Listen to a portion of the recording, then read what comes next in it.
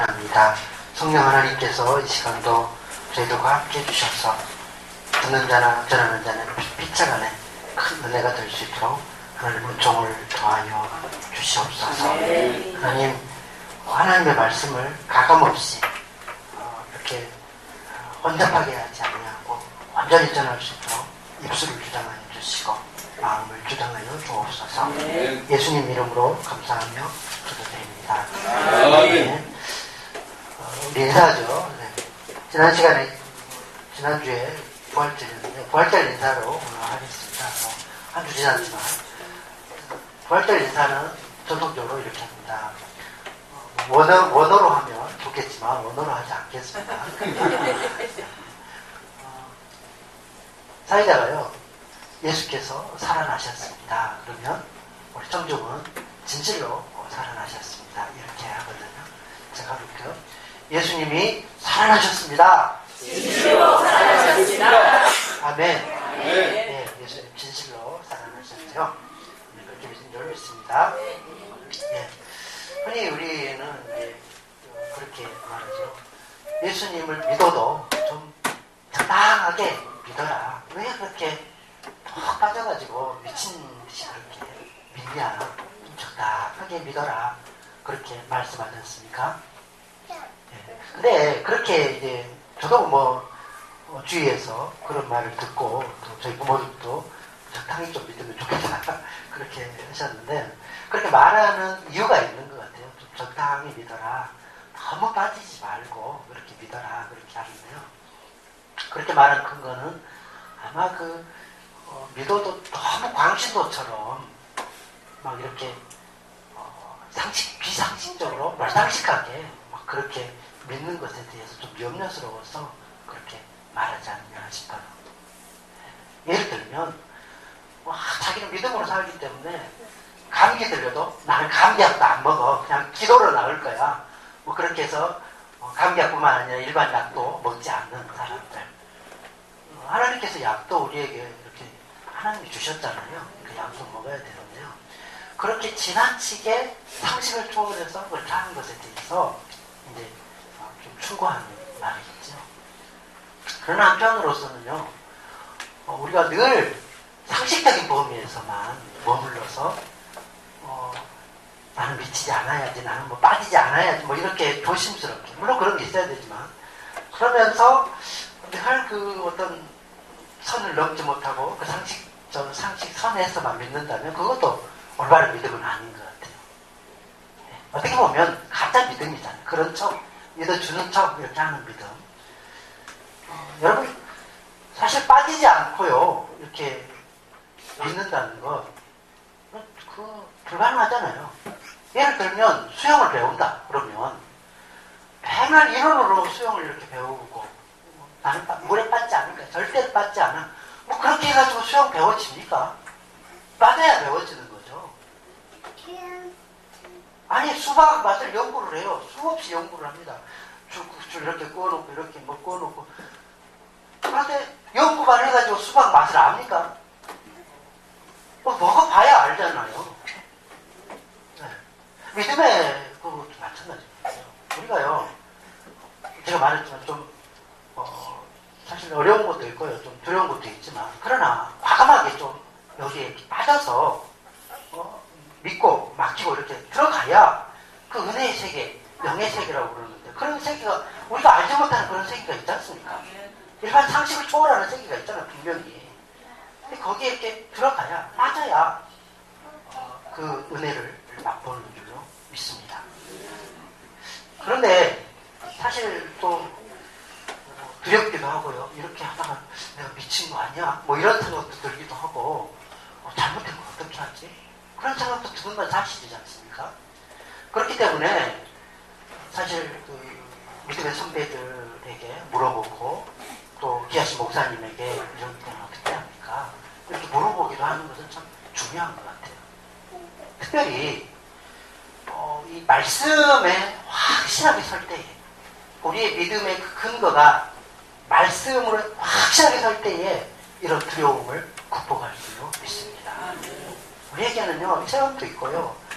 차갑다 그런 여러 가지 경험도 있을 줄로 믿습니다. 그러나 그 믿음의 기초, 그 기초는 동일해야 되는데 그건 하나님의 말씀인 줄 믿습니다. 이 말씀에 계속해서도 오늘 말씀한 것처럼 흔들리지 않아야 되겠죠. 고린도전서 12장, 13장, 14장 쭉 하는 것은 이제 그 은사에 대해서 이렇게 말씀합니다. 하나님께서 우리에게 주신 여러 가지 은사들, 예를 들면 질병이 낫는다든지, 기도했더니 병이 낫는다든지, 또는 이상한 말을 한다든지, 방언이죠. 또 예언을 한다든지, 그런 그 영의 세계, 일정한 그런 세계인데 그것에 대해서 쭉 이렇게 은사에 대해서 14장까지 이제 말씀하시죠. 그리고 15장에 이제 소위 부활장이라고 말합니다. 그 부활장에서 말하는데 이 부활은 사실 가장 그 은사 중에도 은사의 기적 중에도 가장 큰 기적인 것이죠. 이거는 그 우리 논리적으로요, 이성적으로 믿어지는 것이 아닌 것 같아요. 부활을 논리적으로, 과학적으로 부활, 죽은 사람이 다시 살아난다는 것을 과학적으로, 논리적으로, 합리적으로 설명이 가능합니까? 불가능하지 않습니까? 그런데 오늘 그 사도 바울은 이 불가능한 말을 사실이다 그렇게 말하거든요. 사실이다. 이 부활은 고린도전서 15장에서 부활을 쭉 말씀하는데 이 부활은 확실하다, 정말로 확실하다 그렇게 말하고, 그리고 예수님의 이 부활이 확실하기 때문에 너희들의 부활도 확실하다. 우리 다음 구절입니다. 12절부터 이제 쭉 34절까지 거기 보면 부활이 없다면 우리가 제일 불쌍하다. 너희들의 부활도 확실하다. 그렇게 말씀하거든요. 예수님의 부활이 확실하고 우리들의 부활도 확실하고, 그 다음에 그러면 그 부활의 모양이 어떤 모양이냐? 그 부활은 이런 모습입니다. 라고 이제 사도 바울이 그 뒷부분에서 고린도전 15장 뒷부분에서 이제 설명했죠. 우리 장차 부활하는 그 몸을, 어떤 몸을 입고 어떻게 부활할지 그것에 대해서 이야기해본다 말입니다.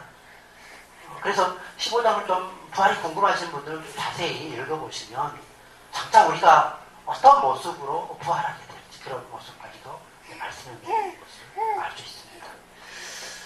중요한 핵심은요, 이 부활이 참 믿어지기 어렵지만 확실하다라고 증거하는데 그 이유에 대해서 오늘 이제 말씀하죠. 부활이 예수님의 부활이 확실하다. 그것에 대해서 말씀하시는데, 이 부활을 지난주 제가 와서 이제 고난주간 때 설교했던 적이 있는데, 그리스도의 그 죽으심, 이것에 대해서 제가 이제 말씀을 나눴었으니까 엘리 엘리 라마 사박타니 하면서 말씀을 나눴는데, 그리스도의 죽으심이 확실한 것처럼 그리스도의 그 부활도 확실하다. 이 두 가지는 마치 그 동전의 양면과 같아서 어느 한쪽만 이렇게 알고 그 다른 쪽을 모르면은 안 되는 것으로 되어 있습니다. 이거는 그 우리 신앙의 가장 기초예요. 복음의 어떤 기초죠. 복음 그러면 기쁜 소식이지 않습니까? 하나님의 그 기쁜 소식인데 그 복음을 우리 조금 더 넓혀서 말하면, 가장 좀 넓혀서 말하면, 좀 넓게 이렇게 말하면, 저는 이 복음이 전체, 이 성경 말씀, 하나님의 이 말씀이 복음인 줄로 믿습니다. 이 복음이잖아요. 그런데 이 복음을 조금 더 이렇게 줄여서, 가장 줄여서 말한다. 한 단어로 말한다. 그러면 예수 그리스도. 왜냐하면 이 성경이 누구에 대해서 말합니까? 예수님에 대해서 말씀하지 않습니까? 그러니까 이 복음을 한마디로 말해요. 그러면 저는 예수다. 예수. 제가 쭉 복음에 대해서 말씀하지 않습니까? 이 복음이 바로 예수 그리스도다. 그러면 조금 더 넓혀서 예수 그리스도께서 복음인데 예수 그리스도께서 뭘 하셨냐? 그게 무엇이 그 복음의 기초냐? 복음의 핵심이냐? 그거를 말한다라고 말하면 복음의 핵심은 예수 그리스도의 죽으심과 예수 그리스도의 부활이다라는 것이죠. 이게 아주 핵심 중의 핵심입니다. 그러니까 그 사도행전을 보면요, 베드로의 설교, 바울의 설교에서 항상 놓치지 않고 거기에 넣는 것이 뭐냐면 예수님께서 우리를 위해서 죽으시고 예수님께서 우리를 위해서 사흘 만에 부활하셨습니다. 그것은 절대 안 빠집니다. 모든 설교에 보면 잘 해보십시오. 그거의 핵심이기 때문에, 복음의 핵심이기 때문에 그렇다는 거죠. 오늘 말씀도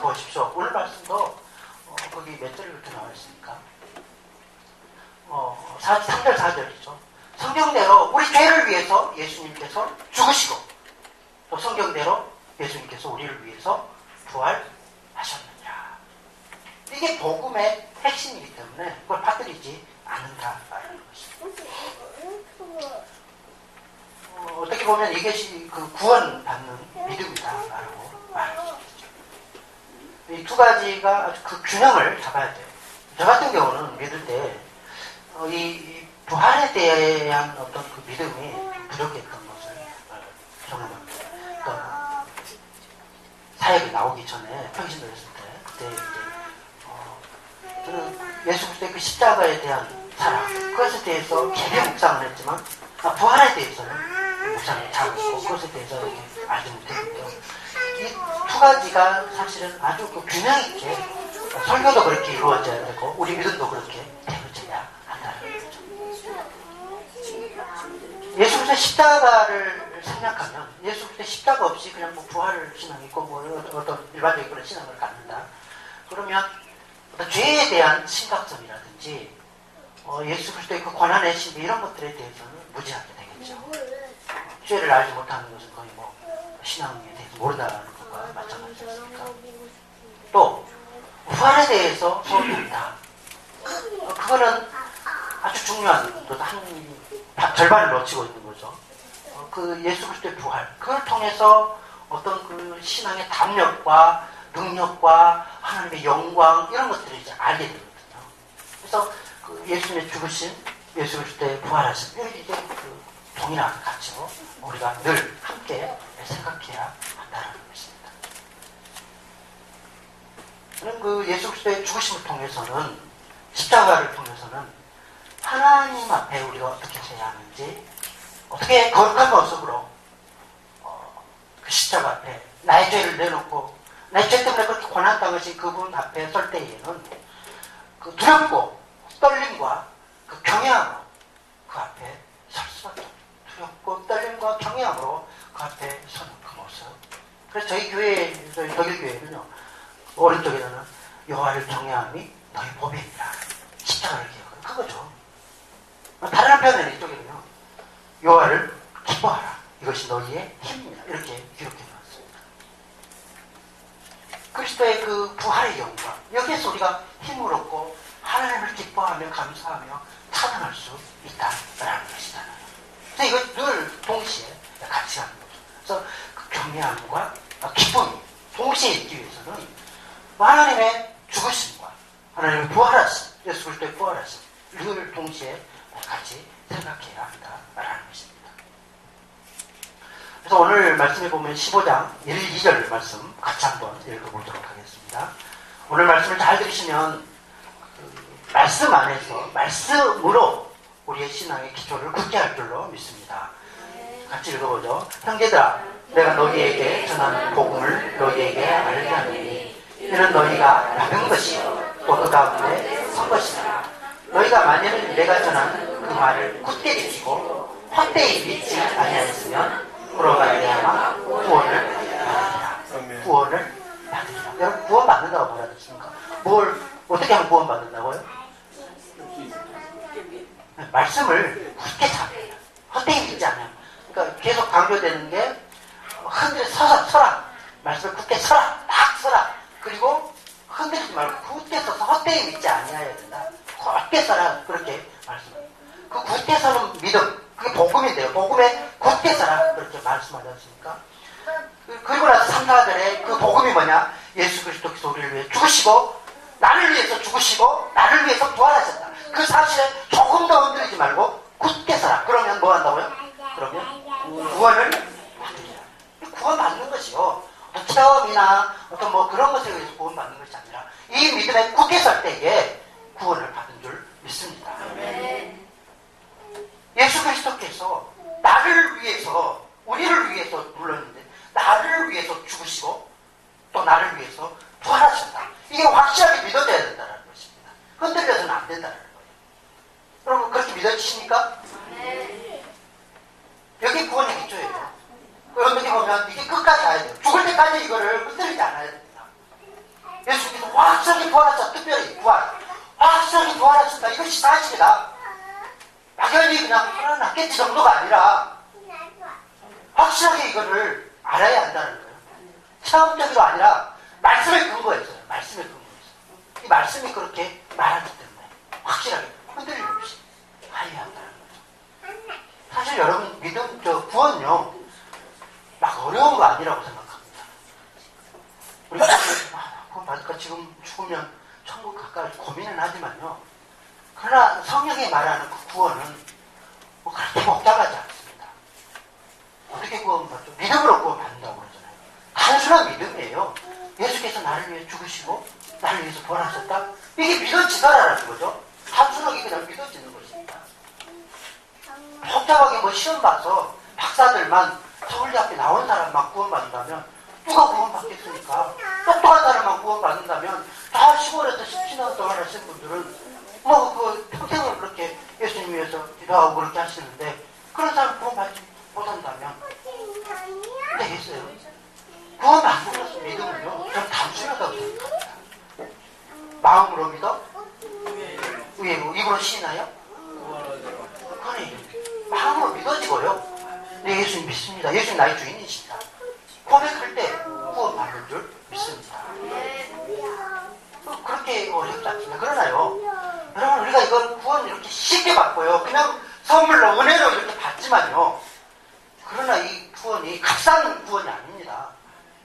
값싸게 그냥 해서 우리가 함부로 해도 되는 그런 구원이 아니라는 거예요.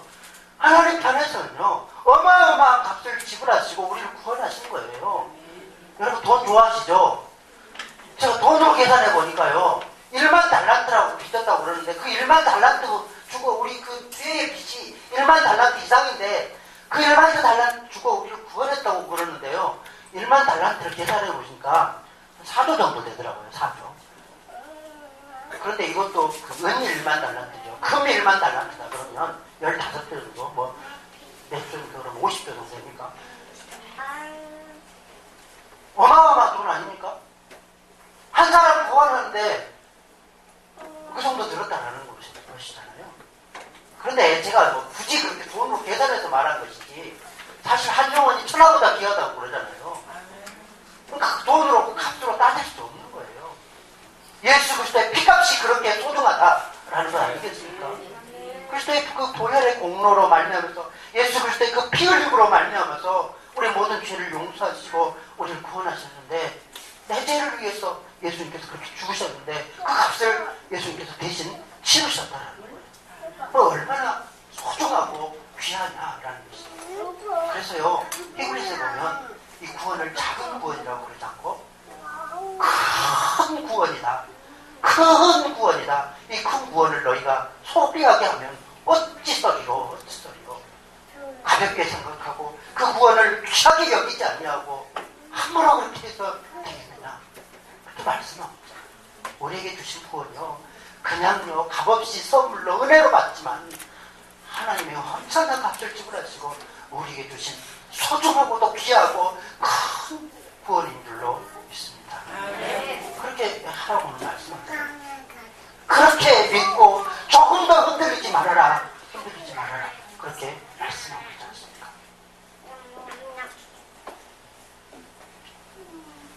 구원을 소중하게 여기시고 예수 그리스도의 그 보혈로의 피로 만나고 나를 샀다는 걸 기억하시고 조금 더 흔들리지 마시고 소중하게 받으시기를 바랍니다. 무엇보다도요 이 부활의 믿음이 확신해야 됩니다. 우리 머리로는 이게 잘 이해가 안 되거든요. 과학적으로 이해가 안 되거든요. 그래서 얼른 이렇게 들어가는데 두렵기도 하고 이거 미치지 않을까 그렇게 싶기도 하고 또 염려도 되고요. 불안하기도 하고 뭐 잘못되지 않을까 그렇게 생각도 하는데요. 이 말씀 안에서 굳게 서시면 그런 염려가 없습니다. 안전한 줄로 믿습니다. 말씀을 굳게 써야 되죠. 그 말씀 중에서도 이 부활의 복음만큼 확실하게 써야 되는데 오늘 말씀에 보면 두 가지로 말합니다. 이 부활 신앙을 확실하게 가질 수 있는 비결을 두 가지로 말합니다. 첫째는 성경대로 믿는 믿음입니다. 성경에서 이 부활을 확신해라 라고 말씀하죠. 두 번째는 뭐냐면요 이 부활의 증인이 있다 라고 말하죠. 부활을 확실하게 경험하고 그 부활을 목도한 증인들이 있다. 이 두 가지로 오늘 말씀하죠. 첫째, 성경대로라고 말합니다. 3절, 4절 같이 있죠. 15장 3절, 4절 시작. 내가 받은 것을 먼저 너희에게 전하였으니 이는 성경대로 그리스도께서 우리 죄를 위하여 죽으시고 감사합니다. 성경대로 예수님께서 죽으시고 부활하신 것이 그냥 우연히 된 것이 아니고 어떻게 됐어요? 성경대로 죽으시고 또 성경대로 부활하신다라고 말씀하죠. 그래서 성경에 기초한 이 믿음, 그리스도의 죽으심과 부활하심이 성경에 기초했다, 하나님의 말씀이다라는 것을 확실히 알 줄로 믿습니다.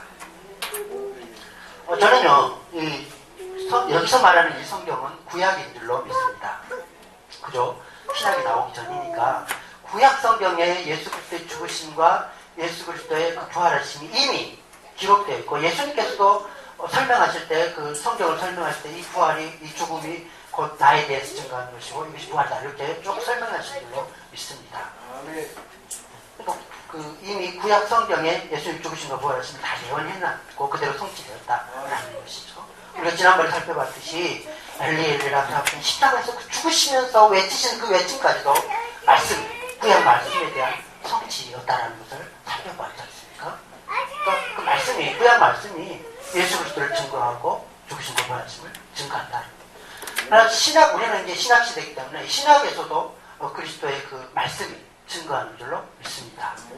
특별히 예수님께서요, 이제 이렇게 십자가에 죽으시기 전에 이게 우연히 된 일이 아니라 말씀대로 이렇게 오셨고 말씀대로 죽으시고 부활하셨다는 것에 대해서 손수 직접 그것에 대해서 말씀을 하셨습니다. 우리.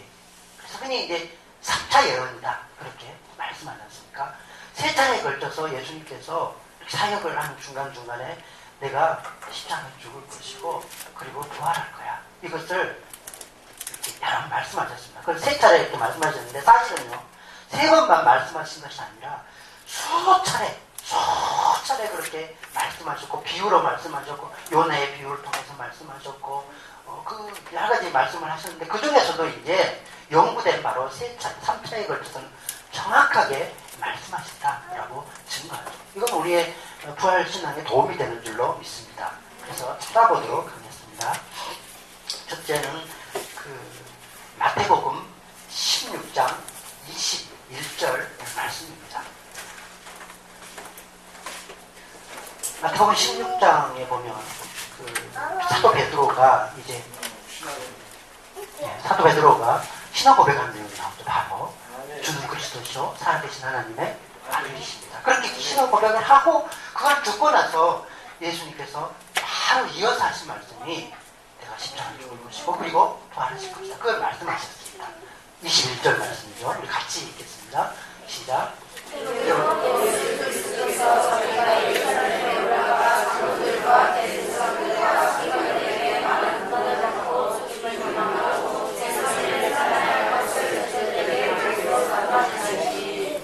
믿으십니까? 이게 1차 예언입니다.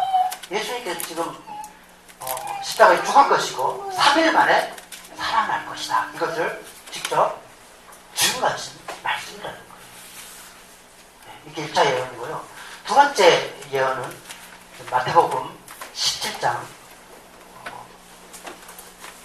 19절로 20절 말씀입니다. 마태복음 17장 19절. 그 변화산에서 이제 예수님께서 내려오셔서 그 제자들이 그 귀신 들린 사람들이 씨름하는데 그 귀신 들린 자를 쫓아내죠. 그래서 그 변화산에서 영광스러운 모습으로 환하게 변화되셨던 그 예수님께서 이제 20절, 21절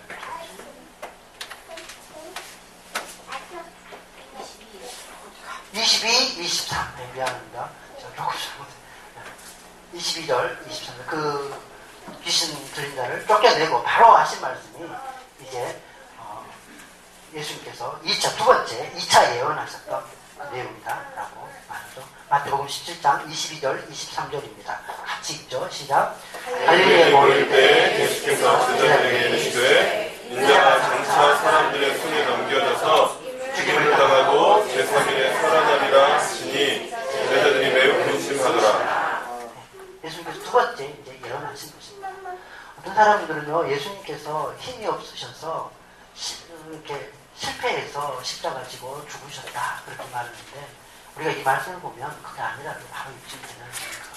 예수님이 힘없어서 약하여서 그렇게 죽은 것이 아니라요, 애초에 예수님 십자가 지러 오셨고요, 그리고 우리를 위해서, 우리 죄를 담당하기 위해서 죽으시고 부활하시고, 그것을 이렇게 미리 시대를 듣도록 예언해 놓은 줄 믿습니다. 2차 예언이죠. 세 번째 또 예언해 놓으셨습니다. 마태복음 20장 18절로 19절입니다. 여기는 이제 예수님께서 예루살렘에 들어가시기 바로 전에, 바로 직전에 이제 낙이 타고 들어가시죠. 그 직전에 바로 제자들에게 하는 그 말씀입니다. 마태복음 20장 18절로 19절 같이 읽을까요? 시작. 보라, 우리가 예루살렘으로 올라가더니 인자가 대제사장들과 서기관들에게 넘겨주매 그들이 죽이기로 결의하고 이방인들에게 넘겨주어 그를 조롱하며 채찍질하며 십자가에 못 박게 할 것이나 제3일에 살아나리라. 예수님께서 반드시 죽으시고 그리고 3일 만에 살아날 것을 선수 입으로 이렇게 3차, 4차, 4차, 5차 쭉 있습니다. 사실 찾아보면요. 대표적으로 이 세 가지가 있다는 거죠. 그렇게 해서 죽으심과 부활하심이 확실하다는 것을 말씀하셨죠. 물론 구약 성경, 우리가 이사야서 53장 같은 그 말씀을 보면 예수님의 죽으심이 명확하지 않습니까? 어린 양으로서 우리 죄를 위해서 죽으시고 또 우리 죄를 위해서 우리 죄를 감당하시려고 고난받으신 그 모습이 리얼하게 나와 있고요. 시편 22편에도 역시 그 고난받으신 예수님의 모습이 아주 생생하게 나와 있고요. 부활의 모습도 시편 16장 10절 말씀에 보면 그 부활하신 예수님, 그것이 바로 이분이 그 이것은 부활을 예언하신 것이다 라고 정확하게 기록되어 있죠. 이것을 그 베드로가 설교할 때 시편 16장 10절 말씀을 이렇게 통해서 설교하기도 하죠. 아무튼 성경 말씀이 예수 그리스도의 죽으심과 부활하심을 아주 명확하게 증거한다라는 거죠. 그러니까 다른 것은 몰라도 우리가 이 말씀을 굳게 신뢰하고 말씀을 믿는다면 부활의 신앙이 확실하게 이 말씀의 근거에서 딱 서야 할 줄로 믿습니다. 아멘. 벌써 이 세 가지만 딱 봐도 예수님이 거짓말하지 않으신 예수님이 다 말씀해 놓으셨구나, 확실하구나 확증할 수 있지 않습니까? 아멘. 그리고요, 증인이 있다고. 두 번째는 이제 증인이 있다라고 말했죠. 증거, 증인이 있다. 그래서 5절부터 8절까지 보면 그 증인들이 여러 있다. 한두 명이 아니라 몇백 명이 있다라고 말합니다. 한 명만 증거하면 조금 아닌 것 같다. 두 명 증거하면 그렇다. 두세 명 증거하면 그건 확실하다 그럴 텐데 엄청나게 증인들이 많다. 예수님의 부활의 증인이 많다. 그렇게 말씀합니다. 5절부터 보겠습니다. 시작. 게바에게 보이시고 후에 12제자에게, 그러니까 게바는 여기서 베드로입니다. 베드로가 증인이고 또 12제자들이 증인이다, 부활의 증인이다 말하죠. 6절 시작. 그 후에 500의 형제에게 일시에 보이셨으니 그 중에 지금까지 대다수는 살아있고 어떤 사람은 잠들었으며 7절. 그 후에 야고보에게 보이셨으며 그 후에 모든 사도에게와 나중에 완성되지 못한 내게도 보이셨습니다. 아멘. 그러니까 이 부활의 증인들이 베드로, 또 12제자들, 500의 형제들, 그 다음에 여기 나와 있지 않지만 여러 그 믿음의 여인들, 예수님을 따라갔던 믿음의 여인들, 또 예수님의 형제 야고보, 여러 사람들이 있다라는 것입니다. 부활의 증인들이 이렇게 많다는 거예요. 근데 증인들의 말이 확실하지 않습니까? 저는 그 생각도 해봅니다. 홍해를 쭉 이렇게 건넜잖아요. 이스라엘 백성. 몇 마리 건넜다고 그러죠, 홍해를? 홍해 건넌 것이 구약시대에 홍해 건넜는데요. 그 홍해 건넌 사람이 몇 명 정도 되었었죠? 240만 명 정도. 계산이 대단하십니다. 원래 60만 명 정도가 있는데 장정만 60만 명이었으니까 거기 3 정도 하면 240만 명이 말하는 게 맞을 것 같습니다. 어마어마한 200만 이상 되는 사람들이 홍해를 건넜습니다. 근데 우리가 그 논리적으로, 이성적으로, 과학적으로 홍해가 갈라졌다? 이해되십니까? 이거 안 되죠. 거짓말이라고 할 수 있을 것 같아요. 이렇게 그게 갈라졌을 리 있나? 뭐 그럴 수 있을 것 같은데. 그런데 200만이나 되는 사람들이 증거한다면 확실하지 않습니까? 아니, 내가 직접 건넜어. 와서 그렇게 증거한다면. 근데 그 사람들이 200만이나 된다면 믿을만 하잖아요. 논리적으로, 과학적으로는 이해가 되지 않지만. 부활도 마찬가지잖아요. 부활도 우리 머리로는 이해가 안 되는 거예요. 죽은 사람은 어떻게 살아납니까? 이해가 안 되는 거잖아요. 그런데, 그러면 그 논리적이고 합리적인 걸 떠나서 내가 그 부활을 봤어. 예수님 살아나신 거 봤어. 그렇게 말한다면 믿어야 되지 않습니까? 근데 한두 사람이 아닌 거예요, 지금. 베드로가 자기 베드로 전후서죠. 그 책 베드로 1장 3절에 우리가 그 부활의 소망이 있다 그렇게 말하죠. 그 예수님의 부활을 말하죠. 그리고 설교 때마다 베드로 설교 때마다 예수님은 확실하게 부활하셨다 그렇게 증거하시죠. 그러니까 이 증인들에 의해서 우리가 그것을 확신할 수 있다 말하는 것이죠. 또한 500의 형제에게 보이셨고요. 뿐만 아니라 맨 나중에는 누굽니까? 사도 바울에게도 보이셨다 그렇게 말씀합니다. 여러분, 거짓말을 위해서 고난을 받고 거짓말을 위해서 심지어 죽기까지 하고 그렇게 할 수 있겠어요? 사도 베드로가 이렇게 십자가 거꾸로 매달려 죽었다고 그러는데 부활을 증거한다고 그렇게 죽었다 했으니까 예수 그리스도의 죽으심과 부활을. 그런다면 거짓말인데 어째 꾸며낸 이야기인데 이거 꾸며낸 이야기인데 그 꾸며낸 이야기를 위해서 자기 목숨까지 바쳐가면서 그렇게 증거할 수 있겠냐라는 거예요. 저는 어려울 것 같아요. 더군다나 그 제자들이 다 알고 있어요. 서로 12명이나 된 제자들 뿐만 아니라 500의 형제라고 그러는데 그 형제들이 전부 거짓말을 위해서 다 거짓말인데 거짓말인데 어쩌고 꾸며낸 거야. 그런데 그것을 위해서 자기 목숨까지 바쳐가면서 그런 그 어마어마한 고난을 당하면서 할 수 있겠느냐라는 것이죠. 그렇지 않지 않습니까? 거짓말을 위해서 그렇게 할 수 없다고 생각합니다. 저는 참이 아니면 이게 진실이 아니면 그렇게 할 수 없어요. 자기 목숨까지 바쳤는데 꾸며낸 이야기를 위해서 자기 목숨까지 바칠 수 없을 것 같습니다. 사도 바울이 고린도전서 15장을 쓰고 있는데요. 내가 봤어. 내가 증인이야. 그렇게 지금 마지막에 친 거예요. 이 사람들이 12명, 500명, 또 한 명 이렇게 야고보 형제 다 봤다고 그러는데 나도 만났어. 왜 이렇게 증거하고 있거든 지금 사도 바울이. 맨 마지막에 내가 만났어. 내가 부활하신 그 예수님을 만났다니까. 그것이 말 아니라니까 확실하다니까 이렇게 지금 말하고 있지 않습니까? 사도 바울이 직접 본 사람이 이렇게 말하고 있잖아요. 여러분, 예수님은 부활하신 것이 막연히 뭐 어떤 신화 속에 이야기 속에 그렇게 뭐 꾸며낸 그런 이야기가 아닙니다. 우리 죄를 위해서 죽으시고 성경대로 우리 죄를 위해서 살아나신 줄 믿습니다. 증인들이 확실하고요. 하나님이 증인이시잖아요. 거짓말하지 아니하시는 하나님이 성경에 기록해 놓고 이거 사실이다 그렇게 말씀하지 않습니까? 확실한 줄로 믿습니다. 그러면 이제 고린도 이것이 확실해야 뒤에 고린도전서 12절부터 쭉 가는 그 말씀이 이제 이해가 됩니다. 이걸 부인하면요 그 말씀이 이해가 안 되죠. 이 부활이 나를 위한 부활이구나. 내 부활도 확실하구나. 그게 믿어지는 거죠.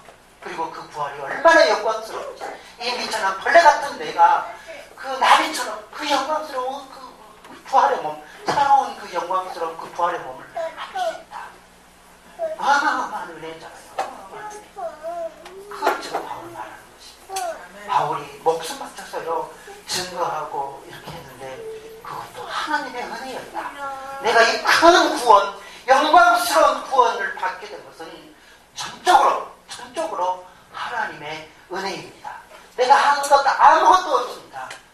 사도 바울이 그렇게 고백하고 있는 이제 우리가 읽는 마지막입니다. 9절, 10절 내용이죠. 여러분, 우리가 구원받는 것은 전적으로 하나님의 은혜인 줄 믿습니다. 9절, 10절 사도 바울의 신경으로 같이 읽습니다.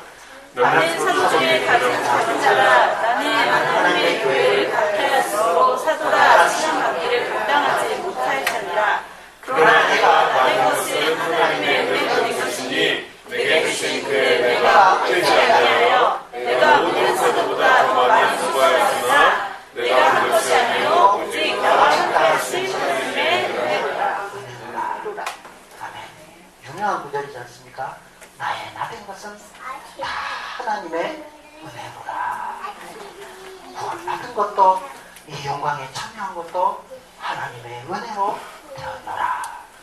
그리고 내가 죽기까지 수고하고 복음을 전한 것도 내가 한 것 같았는데 내가 한 것이 아니요 하나님의 은혜였습니다. 하나님의 은혜였습니다. 여러분, 이 고백이 우리의 고백이 되어야 할 줄로 믿습니다. 우리가 뭐 좀 했다고요? 교회를 위해서 뭐 좀 했다고요? 헌금도 했다고요? 기도도 많이 했다고요? 전도도 많이 했다고요? 그러나 자랑할 것은 없는 줄 믿습니다. 마땅히 해야 할 것을 했다고 고백해야 할 줄로 믿습니다. 모든 것이 다 하나님의 은혜였습니다. 그런 걸 해놓고 이 고백을 해야 되는데 저는 정말로 은혜 아니면 이 자리에 설 수 없는 몸인데요. 네, 부끄럽습니다. 사도 바울처럼 목숨 걸고 이렇게 한 다음에 고백할 수 있는 고백인데, 그래서 저는 고백하기를 원합니다. 우리의 믿음이 마땅히 이런 믿음이어야 될 것이기 때문에 하나님의 은혜가 아니면 아무것도 아닙니다. 이거 참된 믿음이죠. 누가복음 17장에 보면 제자들이 그렇게 말합니다. 주여, 우리에게 믿음을 더하소서. 우리에게 믿음을 더하소서. 참된 믿음이 무엇입니까? 이렇게 제자들이 예수님께 묻지요. 그때 예수님께서 믿음을 흔들리지 않고 확실하게 믿는 믿음이냐, 그렇게 말씀하시다고 바로 누가복음 17장 5절 그 이하에 보면요, 그렇게 말합니다. 찾을 것은 없으면 집에 가서 보시기 바랍니다. 누가복음 17장 5절 이하입니다. 거기 보면 5절에 예수님께 제자들이 믿음을 더하셔서 그렇게 한 다음에 대답하신 대답입니다. 예수님께서 그렇게 대답하시죠. 너희 할 일을 다 한 다음에 우리는 마땅히 하여야 할 것을 한 것뿐입니다. 그런 겸손의 자세, 이것이 참된 믿음입니다. 이런 사람에게 주님이 더 믿음 주신 줄 믿습니다. 그런 믿음의 자세죠. 내가 뭐 좀 했습니다. 내가 이거 했습니다. 그러면 아마 거의 넘어지게 될 것입니다. 하나님이 하셨습니다. 하나님의 은혜입니다. 아멘. 루터가요, 마지막 결론, 루터가 바로 죽기 전에, 며칠 전에 마지막에 했던 고백이 있습니다. 참 인상적인 고백인 것 같아요. 그 종교개혁을 했던 루터 선생님께서 마지막 돌아가시기 전에 하신 말씀이, 우리는 거지입니다. 참으로 우리는 거지입니다. 그 위대한 루터가 마지막에 거지입니다. 무슨 말입니까? 하나님 은혜로 살았습니다. 나는 거지 같은 나인데요, 하나님 은혜로 살았습니다. 지금까지 쓰는 것이 하나님의 은혜였습니다. 그러니까 하나님의 은혜 아니면 모든 것이 하나님이 주셔서 그렇게 살았습니다. 나는 생각해 보니까 나는 거지였습니다. 거지 같은 그런 심정으로 밥을 먹으니까 얼마나 맛있는지 모르겠어요. 진수성탄이더라고요, 모든 것이. 우리 주님이 모든 것 은혜로 주신 줄 믿습니다. 아멘. 이 고백, 부활의 신앙에 확실하게 서서 조금도 흔들리지 마시고, 나를 위해서 죽으시고 나를 위해서 부활하셨다. 꼭 기억하시고, 이 모든 것이 하나님의 천적인 은혜입니다. 고백이 우리 가운데 늘 있기를 바랍니다. 아멘. 찬송가 161장 우리 부르시고 기도하도록 하죠.